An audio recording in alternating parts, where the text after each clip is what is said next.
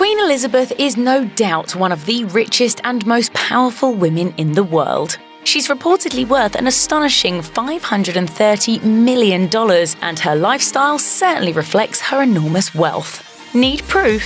These are all the ways Queen Elizabeth lives an insanely lavish life.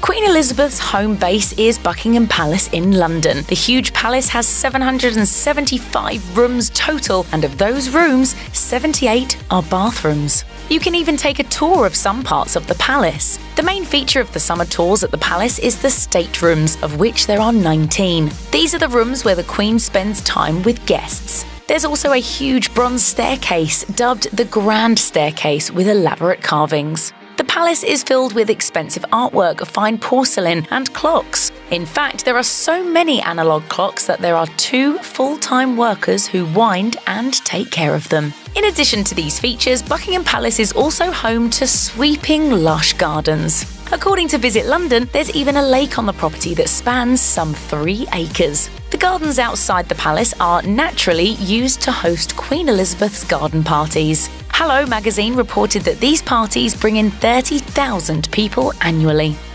One of the most enviable things about Queen Elizabeth is her huge collection of priceless jewels. Tiaras are especially enchanting since they're associated with being a royal. The Queen has plenty of tiaras, to be sure, but one in particular contains an impressive number of precious stones. According to Harper's Bazaar, Queen Elizabeth's Burmese ruby tiara features a whopping 96 rubies. Upon Queen Elizabeth's marriage to Prince Philip, Myanmar sent them to the royal couple as a wedding present. Although that was back in the 40s, she didn't get them fastened into a tiara until the 70s. If you think that's impressive though, you should know she also has a crown with over 2,000 diamonds as well as other gems. It's the Imperial State Crown that has historically been worn for coronations, including the Queen's own, since the 1930s. And according to her royal dresser, those diamonds sparkle because they are cleaned with gin. Being the Queen means that Queen Elizabeth travels for a lot of diplomatic duties. Her first trip as the Queen was to Kenya in 1952, the year she became England's monarch. According to Reader's Digest, she has been to over 120 countries during her reign. Her apparent favourite is Canada, which is the place that she's visited the most. She's stopped in at least 27 times. As part of the Commonwealth, Canada technically falls under her rulership.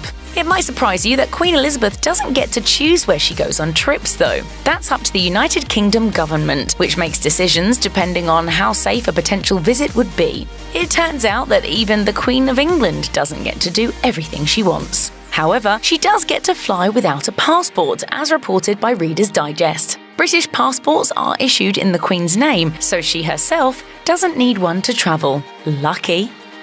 If you thought Buckingham Palace was impressive, you'll be in awe of another royal family home, Windsor Castle. It's one of the Queen's 6 residences, and it's the largest occupied castle in the world, with roughly 1,000 rooms. The home also has a rich history. The outlet stated that the British royal family has lived in it for around a millennium. As for Queen Elizabeth's history at Windsor Castle, she lived there quite a bit growing up. Reader's Digest Canada reported that she and her sister Princess Margaret took shelter there during the London bombings in World War II. The history there isn't all grim, however. Windsor Castle has also been the venue for royal weddings, including Prince Harry and Meghan Markle's wedding. As of October 2018, there's been a total of 17 weddings held at the castle, the official website for the British royal family confirmed. It is a beautiful venue after all. What kinds of things does the Queen buy with her vast wealth? Well, handbags, of course. She's long been a fan of the high-end brand Lorna. Town & Country reported that her mother gifted the then princess with her first Lorna bag in the 50s, and she's been hooked ever since. The CEO of Lorna London, Gerald Bodmer, said that Queen Elizabeth has 200 purses by the brand. You can spot one in most every photo taken of her. The Queen's love for the brand isn't cheap, however. They can run as much as $2,346 per purse, as reported by Good Housekeeping. That's chump change to a queen, though. Besides, they're more than simply handbags to her. She uses them as codes to her aides. According to Today, the Queen will move her purse from her left arm to her right as a signal to her staff. Excuse me, you're urgently needed to talk to the Archbishop of Canterbury or something. Sneaky.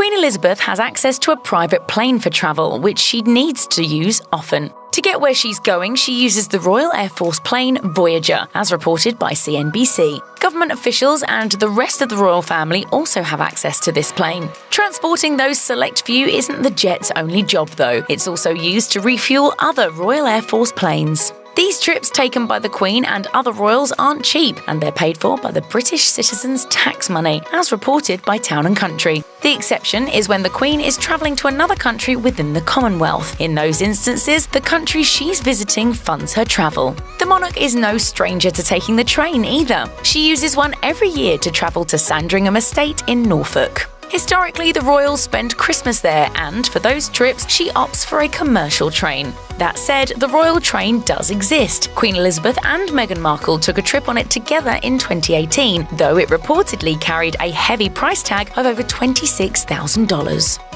According to Darren McGrady, the Queen's former chef, he got to travel all over the world for his work. He told the Seattle Times that he took the job for the prestige and not for the paycheck, which isn't necessarily impressive, he explained. He had to be prepared to cook for a lot of people when the Queen hosted, which was often. McGrady disclosed that Queen Elizabeth is a little unadventurous in her eating, revealing that she loves chocolate as well as special case cereal. Now that we can relate to. A 2020 job posting by the royal household in search of a sous chef mentioned the benefits of cooking for the Queen, which include 33 days of vacation annually. You can even live in Buckingham Palace if you'd like, with meals included, but these do come out of your paycheck. It also stated that the job required knowledge of French cuisine, which Queen Elizabeth enjoys. We're a little jealous that she has people preparing decadent food for her all the time. The Queen owns her very own racehorses and goes to horse races often, even travelling to Kentucky to visit the stud farms there. Her love for horses isn't some new phase, though. Reader's Digest reported that she first rode a horse when she was only 3 years old and got her first pony when she was 4. The publication also stated that Queen Elizabeth doesn't just watch horse races, she rides them as well. The Queen's horsey hobby has managed to earn her a lot of money. As of 2017, she'd netted $9.4 million from over 450 races won by her racehorses, according to Reader's Digest. John Warren, the Queen's racing advisor, told The Telegraph, "If the Queen wasn't the Queen, she would have made a wonderful trainer. She has such an affinity with horses and is so perceptive." The Queen reportedly likes to drive, although she doesn't go far. She can be spotted driving to church or on the grounds of her country estate, according to Town & Country. Despite staying local, she has many vehicle options. In photos, the Queen is often pictured behind the wheel of her Range Rover, but you'll also sometimes see the royals riding in a Jaguar. Queen Elizabeth also has a Bentley State limousine, according to Town & Country. It was made specially for her 2002 Golden Jubilee, so onlookers could get a better view of her. But that isn't her only Bentley. The car brand let her buy the first Bentley Bentayga when it came out in 2015. It's the most expensive SUV in the world, but she can undoubtedly afford it. It's also the fastest SUV out there, so who knows, maybe the Queen likes to burn rubber around her property. We won't judge.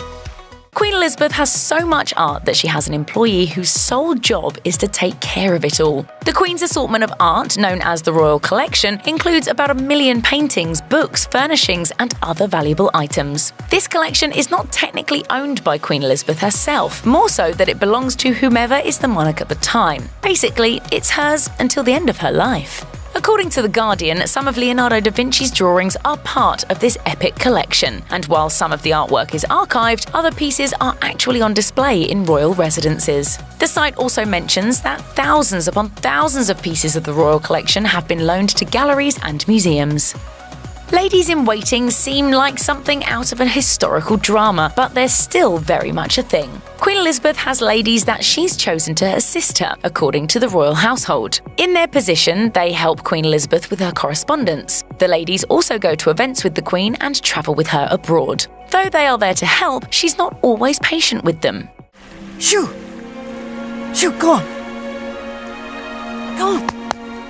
While in Cambridge to plant a tree with the National Institute of Agricultural Botany, she was somewhat short with her lady-in-waiting. As she walked to the spot where she was going to plant the tree, she remembered that she still had her purse on her arm. As seen in the video, the Queen curtly holds out her bag for her lady to take. It's not easy working for one of the most powerful women in the world.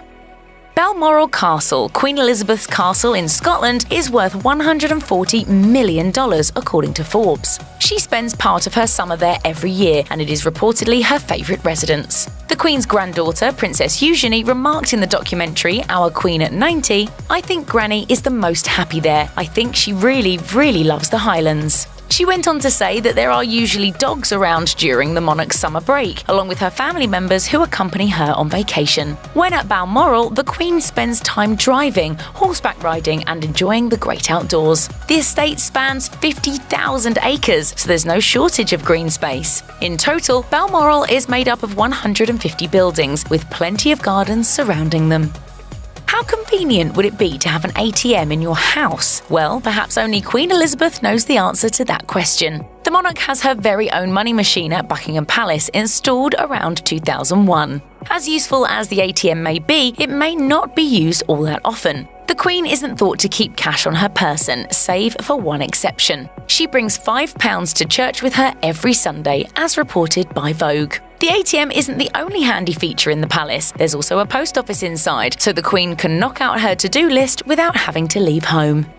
One of the most extravagant aspects of Queen Elizabeth's life is the fact that she has an employee who breaks in her shoes for her. Her former royal dress designer, Stuart Parvin, confirmed to the Sunday Times that the Queen's shoes should always be comfortable so that she doesn't waste time treating sore feet.